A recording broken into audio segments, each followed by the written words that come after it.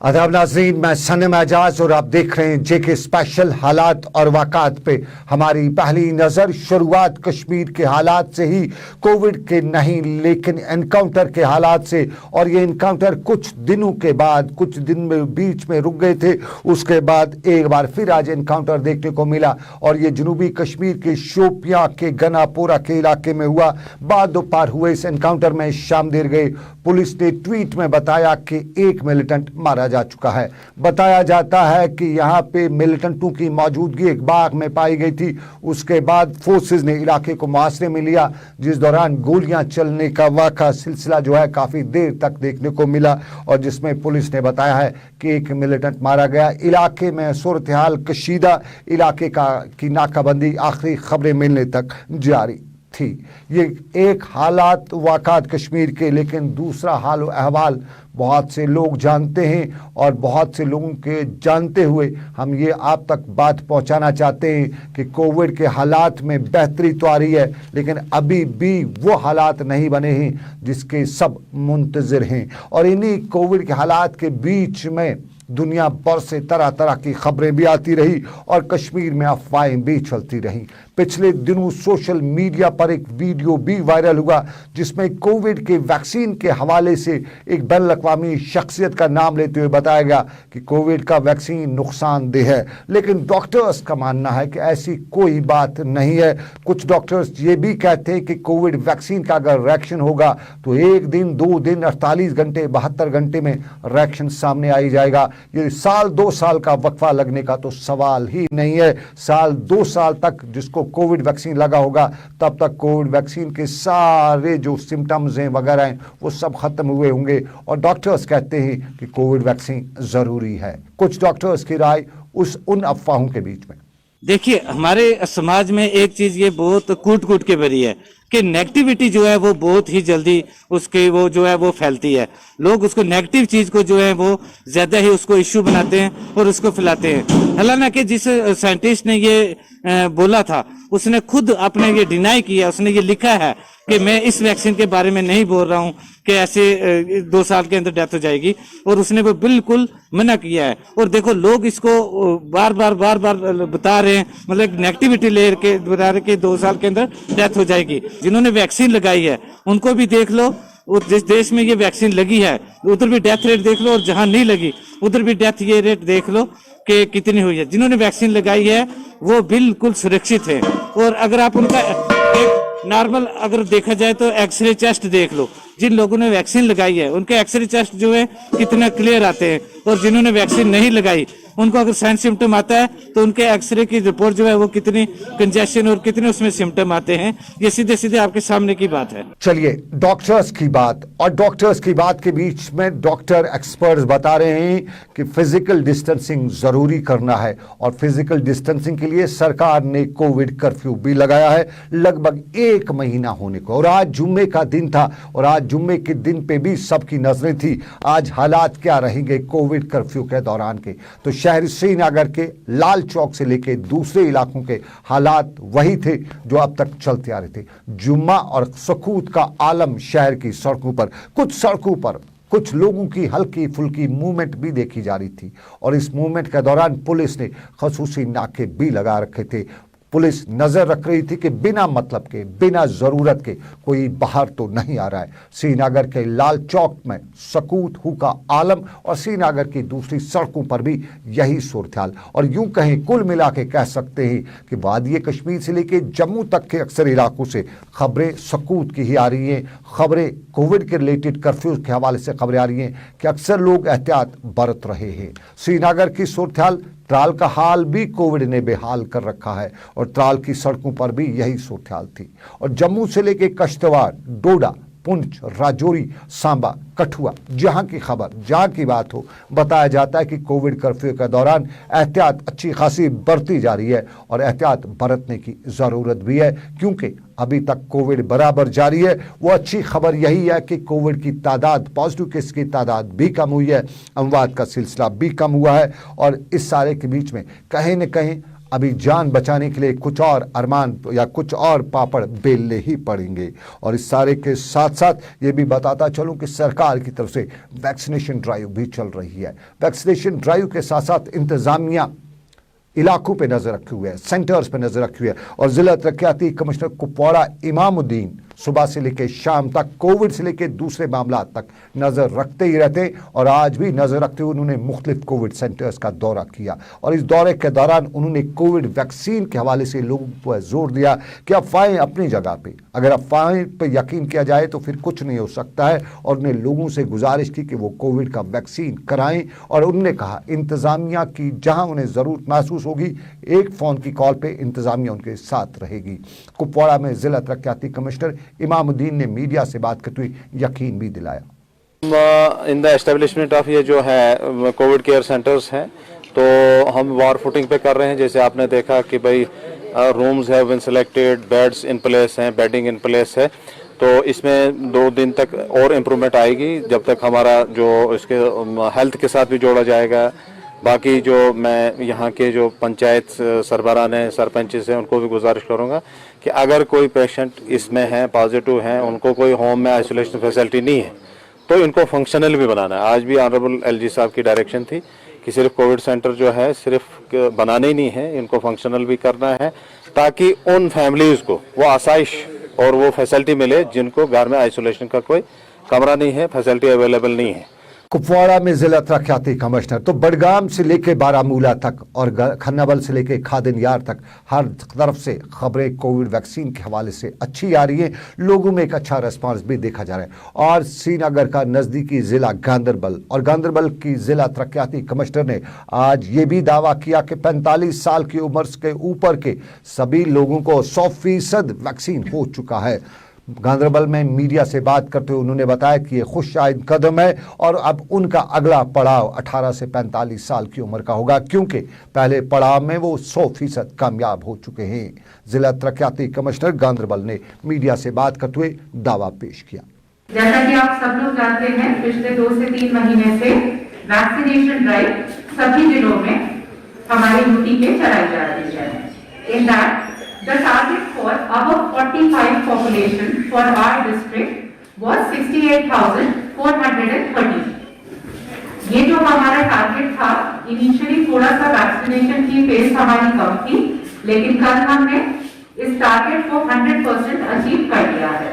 So right now we have inoculated more than 68,413 people above the age group of 45 years and above. हमारे जो front line workers हैं, उनका भी जो first dose का vaccination है, that is 95% and the first dose vaccination of our health care workers is around 89%।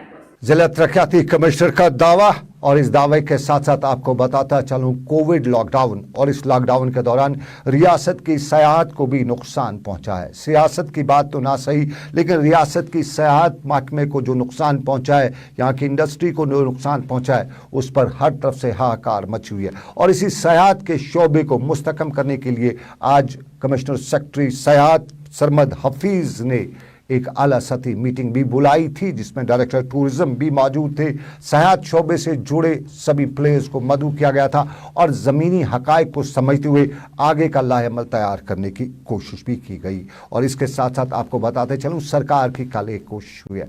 Jammu Kashmir के chief secretary को तब्दील किया जा चुका है और जम्मू कश्मीर में अब नए चीफ सेक्रेटरी AK मेहता की तैनाती हुई है। JK कैडर से ताल्लुक़ रखने वाले IAS AK मेहता का बिहार से ताल्लुक़ है और जम्मू कश्मीर में काफ़ी समय से लगभग 20 सालों से काम कर रहे हैं। और बताया जाता है कि यहाँ वो SDM से लेके DC, डायरेक्टर से लेके कमिश्नर सभी ओहदों पर फाइज भी रहे हैं और जम्मू कश्मीर की नस नस से वाकिफ भी हैं।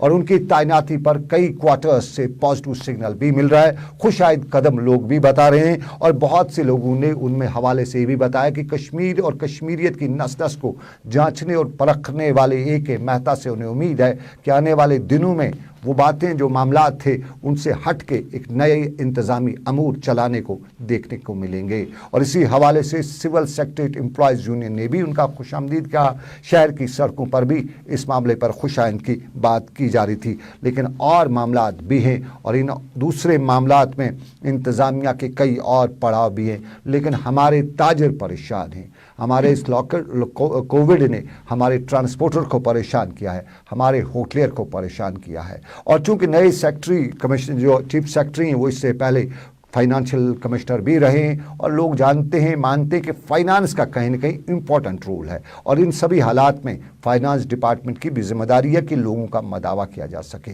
जम्मू कश्मीर बैंक पर आज सवाल उठाए जा रहे हैं। बहुत से लोग पूछ रहे हैं कि क्या जम्मू कश्मीर बैंक लोगों को खिदमत नहीं कर सकता है, क्योंकि अभी लोगों के लोन वगैरह के मामलात हैं और जम्मू कश्मीर बैंक की शाखों से फ़ोन आ रहे हैं, किस्त भरने के हवाले से फ़ोन आ रहे हैं और उसके साथ साथ कोई भी रिलैक्सेशन जम्मू कश्मीर बैंक ने लोगों को नहीं दी है। और उस पर भी सवाल उठ रहे हैं। बताया जाता है कि सरकार तक ये बात पहुंचाई जाए। और ट्रेडर्स कितने परेशान हैं। कल हमने आपको बताया था कि औसतन 270 करोड़ पे ट्रेडर्स बताते हैं कि रोज़ का जम्मू कश्मीर को नुकसान हो रहा है। और ये नुकसान आज नहीं हुआ है, ये हो रहा है लगातार। 2019 से नुकसानों पे नुकसान हो रहा है। और ट्रेडर्स का भी कहना है, कश्मीर इकनॉमिक अलायंस के मोहम्मद यासीन खान ने आज मीडिया से बात करते हुए बताया कि कहीं न कहीं सरकार को अपनी जिम्मेदारी निभानी पड़ेगी। तो आज हमें लगता है कि किसी हद तक ये ग्राफ कुछ डाउन हो रहा है। पिछले 5-7 दिनों से ग्राफ इस बीमारी का डाउन हो रहा है। तो हमने वही कल जो एजाज असद साहब से हमारी बात हुई डीसी श्रीनगर से, तो हमने यही बातें कही कि आप इसमें देखिए कि कोई रास्ता अगर कहीं पे निकलता है, हम भी चाहेंगे कि ये रास्ता निकल आए। और जो ताजरों का एक बहुत बड़ा तबका है जो काफ़ी हद तक परेशान हैं, जो अपने अब घर नहीं चला पा रहे हैं, तो बाकी फाइनेंशियल इंस्टीट्यूट्स का पैसा वापस देना, इंटरेस्ट देना या मुलाजमों की तनख्वाहें देना बड़ा मुश्किल सा एक मसला बन रहा है। तो उस हवाले से बात हुई। तो वो सारी चीज़ें मद्देनज़र रखते हुए हमने उनसे कुछ और भी बातें की। वो आगे जाके उस पर बात होगी। अब हमारी डिवीजनल कमिश्नर से भी बात होगी। हम चाहते हैं कि लेफ्टिनेंट गवर्नर साहब से भी बात होए, और क्योंकि वो भी इन सारी चीज़ों को देख के और उन्होंने जो इख्तियारात डीसी हजरात को दिए हैं, डीसी साहिबान को दिए हैं, तो उस पर अमल किया जाए और कहीं ना कहीं कुछ ऐसा रास्ता निकल आए कि सुबह शाम कुछ ऐसा मेकनिज़म तैयार किया जाए जिससे इस बीमारी को भी रोकथाम रहे और ये जो तिजारत तबका है ये भी अपनी रोज़ी रोटी कहीं ना कहीं से कमा लें। ये ट्रेडर्स हैं कश्मीर के, कश्मीर इकनॉमिक अलायंस के। ट्रांसपोर्टर्स भी ऐसी ही कुछ बात करते हैं और ट्रांसपोर्टर्स ने भी आज बात करते हुए बताया कि कश्मीर की ट्रांसपोर्ट इंडस्ट्री तो पहले ही लुढ़की पड़ी थी और अब इस कोविड ने उस पर और ज़्यादा मुसीबतें खड़ा की हैं। और आज उन्हें सरकार की तरफ नज़र डालते हुए यही उम्मीद की कि कहीं न कहीं सरकार की तरफ से ही कोई स्पेशल पैकेज का ऐलान किया जाएगा। ड्राइवर कंडक्टर साहिबान ने, मालिक ने पैसे लगाकर गाड़ियाँ तैयार रखी थी, मगर बदकिस्मती की वजह से फिर कोविड आ गया। अब गवर्नमेंट ने कोविड के जरिए से हमको बंद रखा है, ठीक है, हम इसके साथ हैं, हम इसके खिलाफ नहीं है, मगर हम एला हुकाम से, जो LG मनोज सिन्हा साहब से हम अपील करते हैं कि जो ये सेक्टर वर्स्ट हिट हो रहा है 2019 से, इस सेक्टर की तरफ से किसी ने तवज्जो नहीं दिया। हम एडवाइज़र बशीर अहमद खान साहब के बहुत मशकूर है कि उन्होंने एक मीटिंग बुलाई KCCI में, उधर हमने उसके साथ बात की, उसको हमने सारा अपना दास्तान सुनाया। और उसके बाद कल DC साहब से भी हम मिले, DC साहब से भी हमने यही इस्तरा की कि ये जो हमारी गाड़ियाँ ये खड़ी है, इंश्योरेंस, ड्राइवर कंडक्टर साहिबान, कम से कम इनका रोज़गार चलना चाहिए। अगर ये घर में ही इन्होंने लॉ करके रखा है, ठीक है, मगर हम इनकी तरफ तवज्जो दीजिए। ये कुछ खा रहे हैं, इनके बच्चे हैं, ऑनलाइन क्लासेस चल रहे हैं। ये ड्राइवर कंडक्टर साहिबान या हमारे मालिक साहिबान, इनके पास बेचारों के पास वो मोबाइल नहीं है, ये क्लास जैसे इसके बच्चे ऑनलाइन क्लास देंगे, इनके पास मामूली फ़ोन होते हैं, ये कहाँ से ऑनलाइन क्लास देंगे, फिर ये बेकार हो गई, इनकी पढ़ाई ख़त्म हो रही है। चलिए, ये ताजरों, होटल और दूसरे ट्रांसपोर्टर्स की बात, लेकिन होटल मालिकान भी इस कोविड के दौरान बहुत परेशानियों के आलम से दो चार हुए। होटल लॉकडाउन में खुले नहीं, बिजनेस हुआ नहीं, होटल इंडस्ट्री लगभग एक तो सयाहत के न होने की वजह से ठप हुई, उसके बाद कहीं कोई गुजारा करने की कोशिश करता तो लॉकडाउन ने ही मारा। तो इस सारे के बीच में होटल मालिकान भी सरकार से उम्मीद लगाए हुए हैं।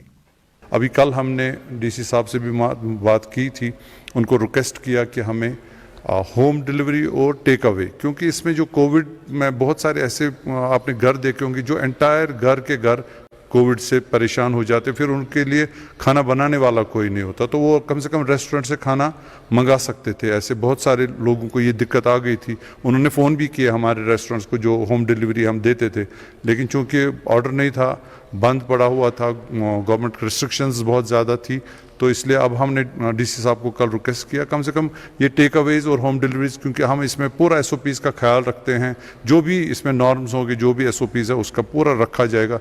उन्होंने इस बात का हमें यकीन दिलाया कि शायद अगले 2-3 दिन तक इंशाल्लाह कोई ऐसी खबर सुनने में आएगी जिसकी वजह से हम थोड़ा सा काम शुरू करेंगे। चलिए, ये लोगों के मामलात और मसाइल, लेकिन लोगों को और भी मसाइल हैं। सरहदी ज़िला कुपवाड़ा का हाय हामा का इलाका काफ़ी जाना और माना इलाका है, काफ़ी मशहूर है, कुदरती मनाजिर से लबरेज़ है, लेकिन हाय हामा के सारे इलाके की ओवरऑल सिचुएशन कही जाए तो बहुत ही ख़राब बताई जाती है।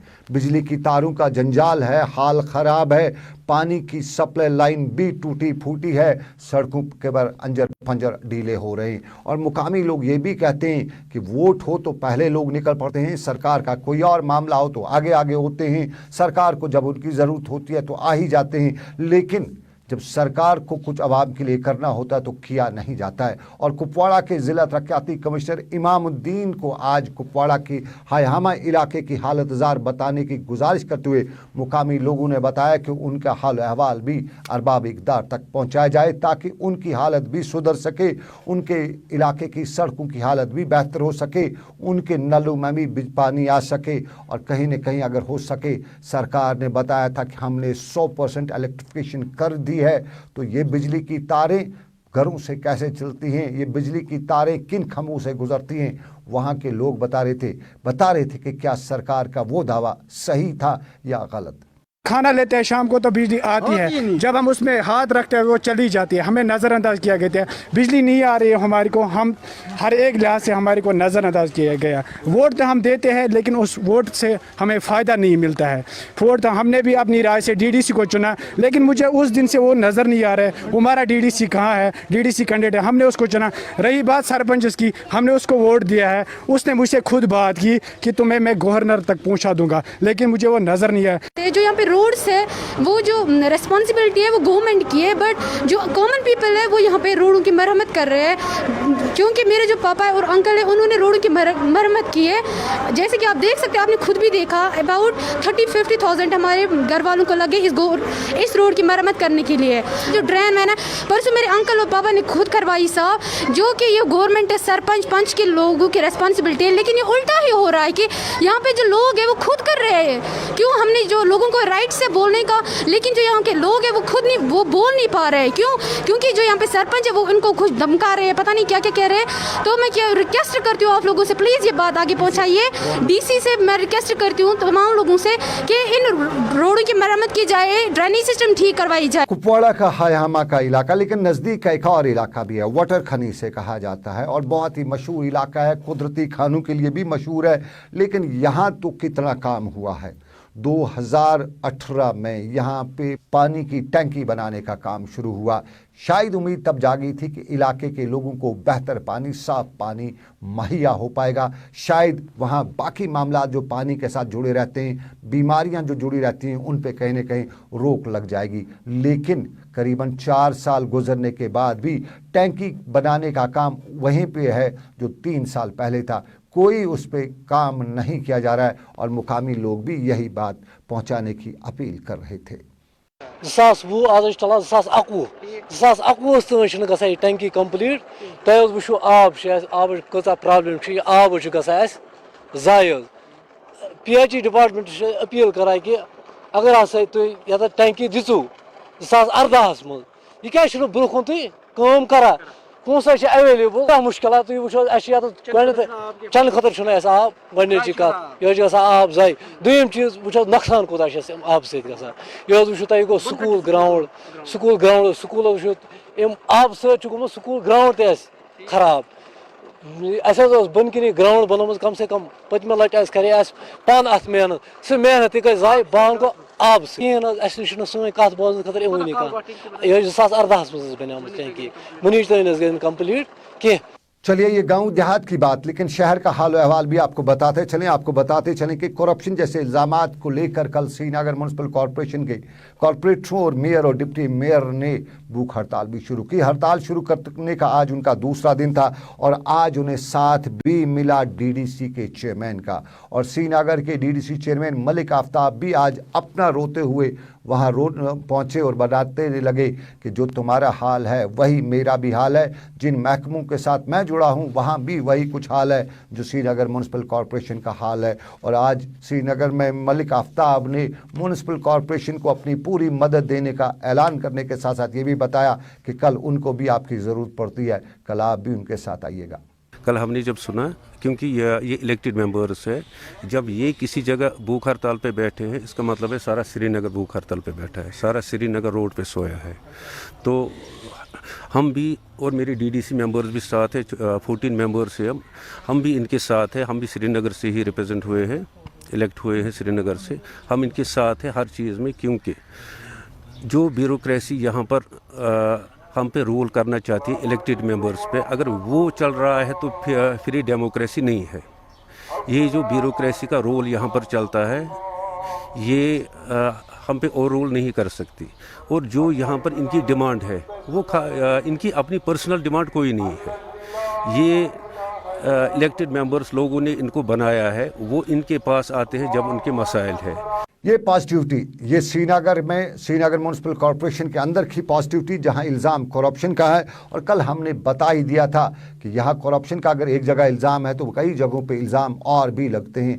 ख़ास तौर पे श्रीनगर के आसपास के इलाकों में श्रीनगर की ज़मीनों पर जो कब्ज़े का मामला है उसके इल्ज़ामात भी लगते रहते हैं। खुशहाल सर श्रीनगर के नक्शे से लगभग तकरीबन अब गायब हो चुका है। वहाँ की ज़मीन कौन खा गया, वो ज़मीन खा गई या वो आसमान निगल गया, आज लोग पूछ रहे हैं। श्रीनगर के बिमना के इलाके में कंस्ट्रक्शंस हो रही हैं, इस कोविड के दौरान भी वहाँ बिल्डिंग्स बन रही हैं। श्रीनगर के नए बस अड्डे के आसपास भी इमारतें तामीर हो रही हैं। और श्रीनगर म्यूनसिपल कॉरपोरेशन के कॉरपोरेटर से लेके सवाल उठता है डिमोलिशिंग स्क्वाड पे, सवाल उठता है इन्फोर्समेंट विंग पे, और सवाल उठता है कि उन वार्ड अफसर्स पे जो इलाके की जिम्मेदारी पर हैं कि आखिर वो बता रहे हैं करप्शन है तो वहाँ पे क्यों नहीं बात करते हैं, वहाँ ये सब कुछ कैसे हो रहा है। राजबाग और हैदरपुरा की हमने कहानी कल आपको बताई थी और आज के इन्हीं हवालों से और भी बताते चलें। अच्छी खबरें भी आ रही हैं। कुलगाम के अस्पताल का ये मंजर भी, ये इमारत भी और इस इमारत के नए ऑक्सीजन प्लांट का मंजर भी, ये सब कुछ एक पॉजिटिविटी की। और कुलगाम अस्पताल से खबर यही कि यहाँ कोविड और नॉन कोविड दोनों पेशेंट्स का इलाज किया जाता है। हमारे अक्सर ऐसे अस्पताल भी हैं जहाँ कोविड हुआ तो उन्हें कोविड के लिए मखसूस किया गया और लोग कई जगहों पर परेशान भी हुए। लेकिन कुलगाम में इंतजामिया ने वो किया कि कोविड का बीमार है तो उसका भी वो अलग बात है कि कुछ डिवाइड किया गया, अलग अलग हिस्से किए गए। कोविड को एक तरफ रखा गया, नॉन कोविड को दूसरी तरफ रखा गया और फिर यहाँ सरकार ने ऑक्सीजन प्लांट भी दिया। यानी कोविड का शिकार कोई हो जाता है तो उसको ऑक्सीजन की कमी न हो। और ये ऑक्सीजन के साथ साथ सभी दूसरे मामलात पर इलाके के लोग इंतज़ामिया से और ख़ास तौर पे हेल्थ डिपार्टमेंट से काफ़ी मुतफिक भी नज़र आ रहे हैं। जो मेरा हॉस्पिटल डिस्ट्रिक्ट हॉस्पिटल कुलगाम है, हम यहाँ पर कोविड सर्विसेज भी देते हैं और नॉन कोविड सर्विसेज भी देते हैं। जहाँ तक कोविड सर्विसेज की बात है तो हमने आज तक 280 से ऊपर पेशेंट देखे हैं, जिनमें 205 सेहतयाब होकर वापस अपने घरों को चले हैं। सिर्फ हमने हायर सेंटर्स पर 10 ही पेशेंट को रेफर किया है सेकंड वेव में। तो जब तक जहाँ तक नॉन कोविड की बात है, हमने 40,000 से ऊपर पेशेंट ओपीडी पेशेंट जो नए हैं देखे हैं। उसके अलावा पुराने भी पेशेंट्स आते रहते हैं तो उनको भी देखा है। जहाँ तक सर्जरीज की बात है, हमने मेजर सर्जरीज 380 से ऊपर किए हैं, जिसमें 302 LSCS शामिल है। उन्होंने यहाँ पर जो प्लांट काम किया था जो 1000 लीटर्स पर मिनट देता है तो वो हमारा फंक्शनिंग है। और उसके अलावा और एक स्टैंड बाई प्लांट आ रहा है जिसकी कैपेसिटी भी बिल्कुल 1000 लीटर्स पर मिनट है। उसके अलावा हमारे पास बड़े सिलेंडर्स है।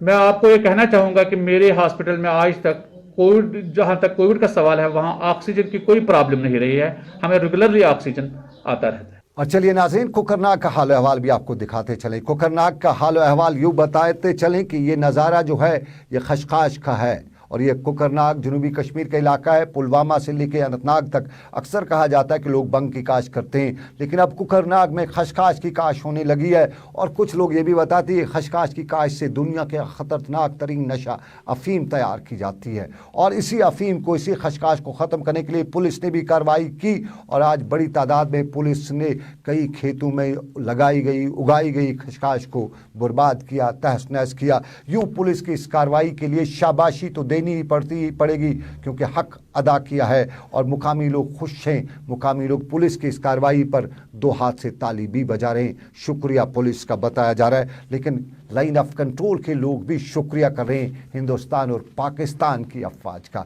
हिंदुस्तान और पाकिस्तान के लीडरान का, क्योंकि मुद्दतों बाद, सालों बाद लाइन ऑफ कंट्रोल पर खामोशी है। लाइन ऑफ कंट्रोल पर कहीं अमन चैन है और इस अमन चैन में मुकामी किसान इस तरफ से लाइन ऑफ कंट्रोल के आसपास के इलाकों में भी अपनी वो फसलें काट रहे हैं जो माजी में वो कभी काट नहीं सकते थे। उनके खेत बेकार हो गए थे और लाइन ऑफ कंट्रोल के राजौरी पुंछ के सेक्टर के ये मनाजिर दोनों ममालिक के लिए यही पैगाम बता रहे हैं कि हम इंसान हैं, हम पड़ोसी हैं और पड़ोसी होते हुए हम पड़ोसियों की तरह ही रहें। चलिए, लाइन ऑफ कंट्रोल से उम्मीद की किरण, लेकिन लाइन ऑफ कंट्रोल की इस उम्मीद पे किसी को भरोसा भी कम है अभी, क्योंकि हिंदुस्तान और पाकिस्तान का मामला है और दोनों मुल्कों के दरमियान कब क्या हो जाए, किस तरह के हालात बन जाएं, ये वहाँ के लोग भी कहते हैं या आम लोग भी कहते हैं। लेकिन लाइन ऑफ कंट्रोल के साथ साथ जम्मू श्रीनगर मुगल शाहरा का कब क्या होगा ये भी लोग पूछ ही रहे हैं, क्योंकि जम्मू श्रीनगर कौमी शाहरा 24 घंटे चलती है मुतबादल के तौर पर। खित्ते पीर पंचाल और खित्ते चिनाब दोनों के इलाकों के लोग मुगल रोड की अगर बात ना करें तो कहीं न कहीं जुड़ा करते थे और राजौरी पुंछ के लोग तो मुगल रोड से बहुत ही उम्मीद अफजा थे। लेकिन पिछले काफ़ी वक्त से मुगल रोड पे बंद रहने पर पुंछ राजौरी के लोग परेशान हैं, सरकार के खिलाफ सरापा एहतजाज हैं। और आज राजौरी में सिविल सोसाइटी के लोगों ने भी मीडिया से बात करते हुए सरकार से अपील की कि आखिर कब तक मुगल रोड को बंद रखा जाएगा। मुझे समझ नहीं आती है, बड़े अफसोस की बात है कि नीचे जो रोड NH44 है वो 24 आवर खुली है। उसमें बिहार के लोग, यूपी के लोग, दिल्ली के लोग बिना नगा आ रहे हैं, गाड़ियों की गाड़ियां भर के आ रही हैं। वहां पर पिछले एक मैंने टीवी चैनल पर देखा था, उन्होंने गाड़ियां पकड़ी थी, उनको उन गाड़ियों को रास्ते में किसी ने नहीं पूछा, ना उन्होंने टेस्ट करवाए हुए। वो 50-50 आदमी एक एक गाड़ी में बैठा हुआ टनल क्रॉस करके कश्मीर जा रहा है। और बदकिस्मती की बात है कि राजौरी पुंछ के लोगों को इनको क्यों रोका गया? हम एडमिनिस्ट्रेशन से यही कहना चाहते हैं, एलजी साहब ये उनसे कहना चाहते हैं कि भाई इस रोड को खोला जाए, आम पेशेंट के लिए भी खोला जाए, आम लोगों के लिए खोला जाए। हमारा वहाँ कारोबार है, हमारा वहाँ पर मेडिकल का सारा वहाँ से ही सिस्टम चलता है, वहाँ से हमारी दवाई का सिस्टम चलता है। इसलिए हदारा इस रोड को आम लोगों के लिए भी खोला जाए 2 दिन के अंदर। और आखिर कब तक, ये राजौरी के लोग पूछ रहे थे। लेकिन आपको नाजरीन बताएं कि अभी बस इतना ही। मुझे मेरे साथी आबिद कादिर और साहिल मजीद के साथ दीजिए इजाज़त। ऊपर वाले की रही मर्जी, फिर होगी आपसे मुलाकात। आप रखिए अपना ख्याल। अल्लाह आपका मेरा सबका निगहबान हो। अल्लाह हाफिज़।